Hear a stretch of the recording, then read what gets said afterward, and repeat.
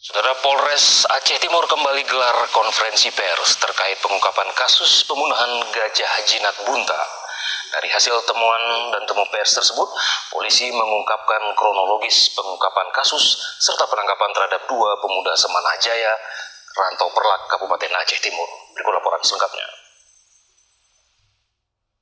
Inilah 2 tersangka yang membunuh serta meracun Bunta, sang gajah jinak yang dicurigainya pada beberapa minggu lalu di kawasan CRU Serbajadi, Lokop, Aceh Timur. 2 tersangka tersebut berinisial BW dan AL. Kedua tersangka itu merupakan warga desa Semanah Jaya, Kecamatan Rantau Perlak, Aceh Timur.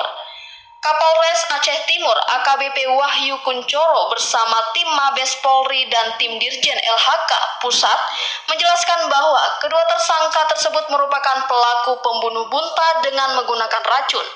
Mereka melakukan hal tersebut diduga karena ekonomi. Selain itu, kedua tersangka tersebut salah satunya merupakan mantan guru masak di CRU tempat Bunta bekerja.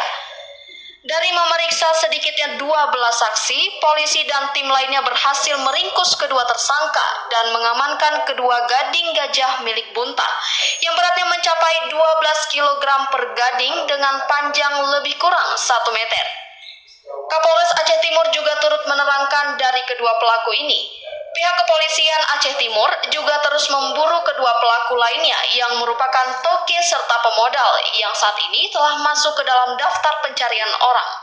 Dari hasil itu kita bisa menganalisa, mengevaluasi siapa-siapa atau yang patut dicurigai terhadap matinya Bunta. Setelah itu baru kita melakukan gelar dan kita sudah bisa menunjuk atau diduga atau dikatakan patut dicurigai sehingga kita bisa menampak pertama dari atas nama atau inisial BW.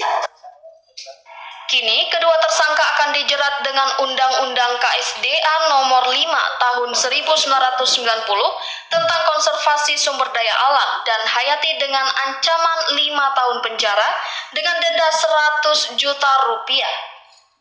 Dari Aceh Timur, tim liputan TVRI melaporkan.